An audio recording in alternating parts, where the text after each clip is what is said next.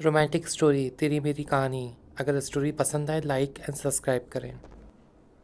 अविनाश सुबह समय पर उठा नहीं तो संस्कृति को चिंता हुई। उसने अविनाश को उठाते हुए उसके माथे पर हाथ रखा। माथा तप रहा था। संस्कृति घबरा उठी। अविनाश को तेज बुखार था। 2 दिन से वो खांस भी रहा था।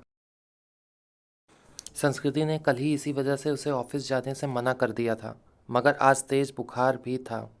उसने जल्दी से अविनाश को दवा खिलाकर माथे पर ठंडे पानी की पट्टी रखी। संस्कृति और अविनाश की शादी को अभी ज़्यादा वक्त नहीं हुआ था। 2 साल ही हुए थे। पिछले साल तक सास ससुर साथ में रहते थे, मगर कोरोना में संस्कृति की जिठानी की मौत हो गई तो सास ससुर बड़े बेटे के पास रहने चले गए। उसके बाद कोरोना का प्रकोप बढ़ता ही गया। पिछले कुछ समय से टीवी चैनल पर दिल्ली के अस्पतालों में कोरोना से जूझने वालों की हालत देखकर वे वैसे भी परेशान थी। कहीं वेंटिलेटर नहीं तो कहीं ऑक्सीजन नहीं। मरीजों को अस्पतालों में बेड तक नहीं मिल रहा था। ऐसे में जब उनका क्या होगा ये सोचकर वो कांप उठी। जल्दी से उसने माँ को फ़ोन लगाया। माँ, अविनाश को सुबह से बहुत तेज़ बुखार है, क्या करूँ? बेटा, ये समय ही बुरा चल रहा है। राजू भी कोरोना पॉजिटिव है, वरना उसे भेज देती। हम खुद उसकी देखभाल में लगे हुए हैं। तू ऐसा कर, जल्दी से डॉक्टर को बुला और दवाएं शुरू कर दे। हाँ माँ, वो तो करना ही होगा। मेरी सास की भी तबीयत भी सही नहीं चल रही, वरना जेठ जी को ही बुला लेती। घबरा नहीं बेटी, धैर्य से काम ले, सब ठीक हो जाएगा। माँ ने समझाने का प्रयास किया। संस्कृति ने पति का कोरोना टेस्ट कराया। तब तक फैमिली डॉक्टर से पूछकर दवाई भी देती रही। इस बीच अविनाश की हालत ज़्यादा ख़राब होने लगी तो वो उसे लेकर अस्पताल भागी। 2 अस्पतालों से निराश लौटने के बाद तीसरे में मुश्किल से बेड का इंतजाम हो सका। सास ससुर और जेठ भी दूसरे शहर में थे, सो मदद के लिए आ ना सके। वैसे भी दिल्ली में लॉकडाउन लगा हुआ था। रिश्तेदार चाह कर भी उसकी मदद करने नहीं आ सकते थे। आस पड़ोस वालों ने कोरोना के डर से दरवाजे बंद कर लिए। तब संस्कृति ने अपने दोस्तों को फ़ोन लगाया, पर सबने बहाने बना दिए। अकेली संस्कृति पति की सेवा में लगी हुई थी। अस्पताल में मरीजों की लंबी कतारों और मौत के तांडव के बीच किसी तरह संस्कृति खुद को बचाते हुए पति के लिए दौड़ भाग करने में लग गई। कभी दवा की पर्ची लेकर भागती तो कभी खाना लेकर, कभी डॉक्टर से गिड़गिड़ाती तो कभी थक हार कर बैठ जाती। उसे कोरोना वार्ड में जाने की इजाज़त नहीं थी। बाहर रिसेप्शन में बैठकर ही पति के ठीक होने की कामना करती रहती। उस पर पति की तबीयत अच्छी होने के बजाय बिगड़ती जा रही थी। उस दिन भी डॉक्टर ने पर्ची में कई दवाएं जोड़कर लिखी। वो दवाएं लेने गई, मगर जो सबसे ज़रूरी दवा थी वो नहीं मिली। अस्पताल में उसका स्टॉक ख़त्म हो चुका था। अब वो क्या करेगी? बदहवास सी वो अस्पताल के बेंच पर बैठ गई। बगल में ही परेशान सा एक युवक भी बैठा हुआ था। संस्कृति ने उसकी तरफ मुखातिब होकर पूछा, आप बता सकते हैं ये दवा मुझे कहाँ मिलेगी? मैं खुद ये दवा ढूंढ रहा हूँ, आसपास तो मिली नहीं।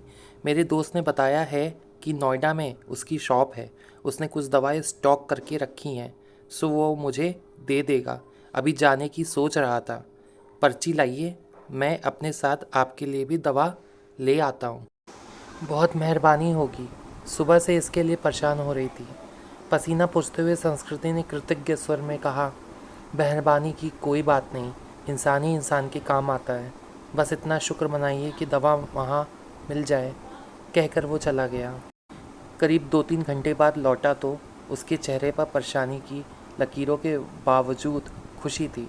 ये लीजिए, बड़ी मुश्किल से मिली, मगर मिल गई, यही बहुत है। बहुत बहुत शुक्रिया। कितने की है? संस्कृति का चेहरा भी खिल उठा।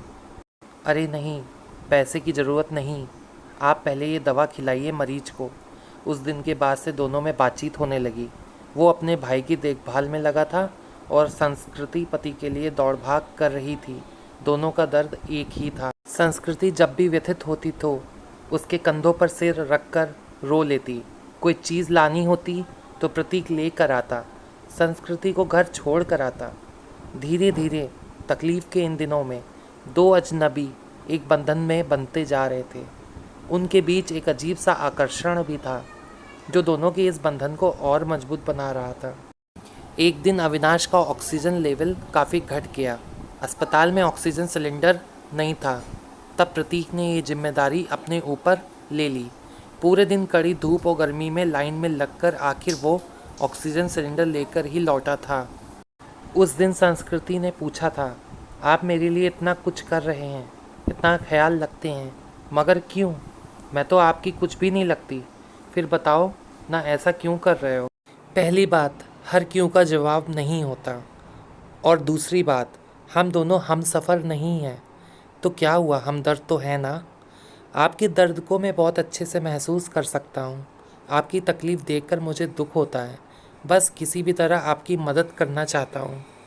एक अनकहा सा मगर मजबूत साथ महसूस कर वो गमों के बीच भी मुस्कुरा उठी थी। धीरे धीरे अविनाश की तबीयत और भी बिगड़ गई और उसको वेंटिलेटर पर रखना पड़ा। अस्पताल में वेंटिलेटर्स की भी कमी थी। कई वेंटिलेटर खराब हो गए थे। बदहवासी संस्कृति ने प्रतीक को फ़ोन लगाया तो पता चला कि उसके भाई को भी कहीं और शिफ्ट करने की नौबत आ गई है। आप चिंता ना करो संस्कृति जी, मैं अपने भाई को जिस अस्पताल में लेकर जा रहा हूँ, आपके पति को भी वहीं लेकर चलता हूँ। वहाँ वेंटिलेटर की सुविधा है और डॉक्टर्स भी अच्छे हैं। प्रतीक ने उसे ढांढस बंधाया और फिर जल्द ही शिफ्ट की सारी व्यवस्था करा दी। शाम में सब निपट गया तो प्रतीक का हाथ पकड़कर रुंधे गले से संस्कृति इतना ही कह सकी, आप नहीं होते तो पता नहीं क्या होता। मैं नहीं होता तो कोई और होता। अच्छे लोगों की मदद के लिए कोई ना कोई आ ही जाता है। ऐसा नहीं है प्रतीक जी, मैंने अपने दोस्तों, पड़ोसियों और परिचितों सबको देख लिया। इस कठिन समय में कोई भी मेरे साथ खड़ा नहीं। केवल आप हैं, जिसे 4-6 दिन पहले तक मैं जानती भी नहीं थी।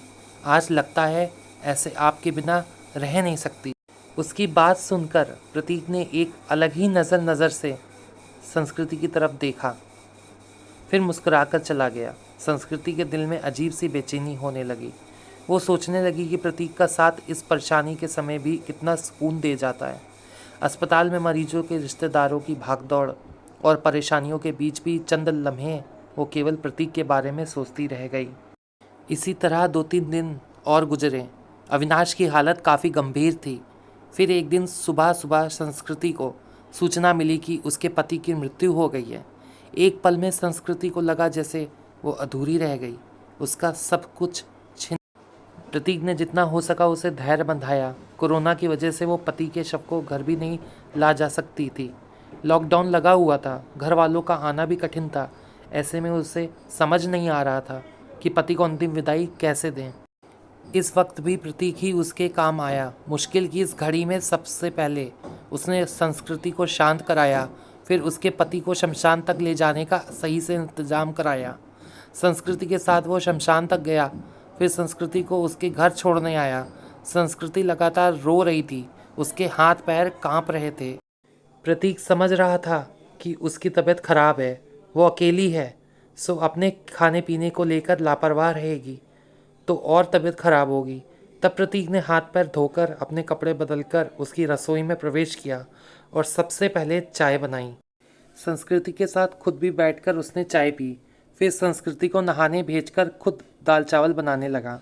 संस्कृति को खाना खिलाकर उसके लिए सब्जी, फल, दूध आदि का इंतजाम कर सांत्वना देकर वो वापस लौट गया।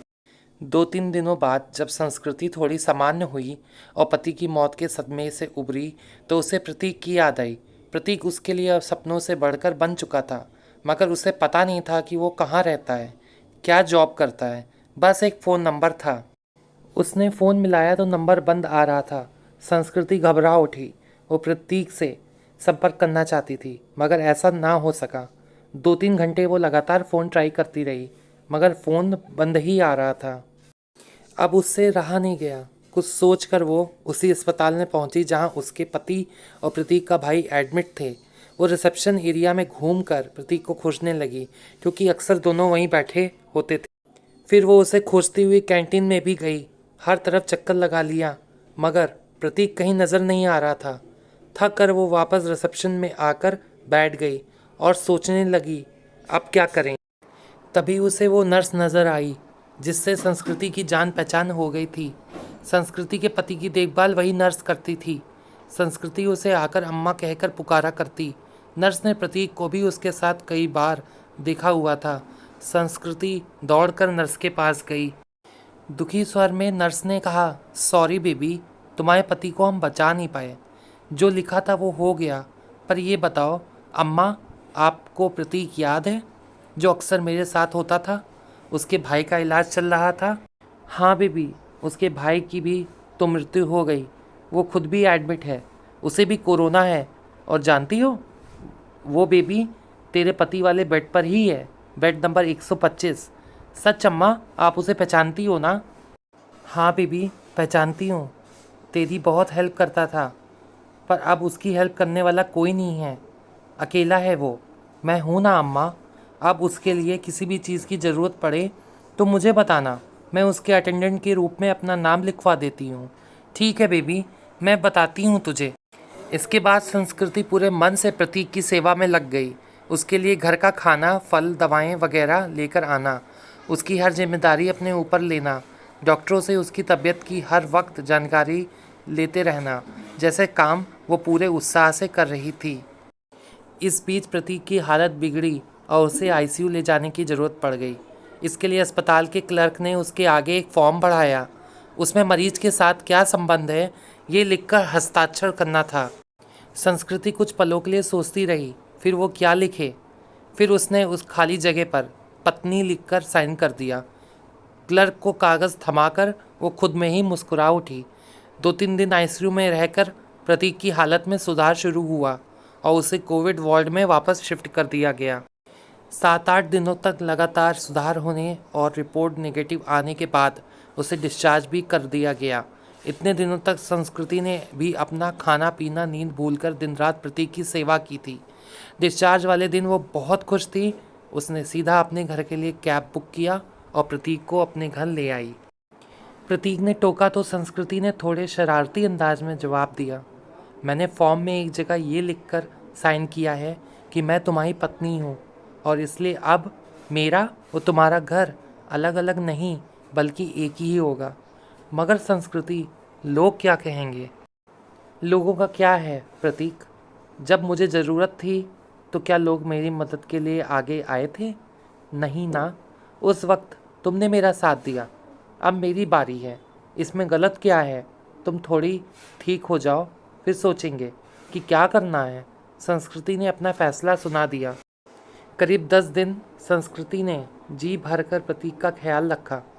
हर तरह से उसकी सेहत पहले की तरह बनाने और खुश रखने का प्रयास करती रही।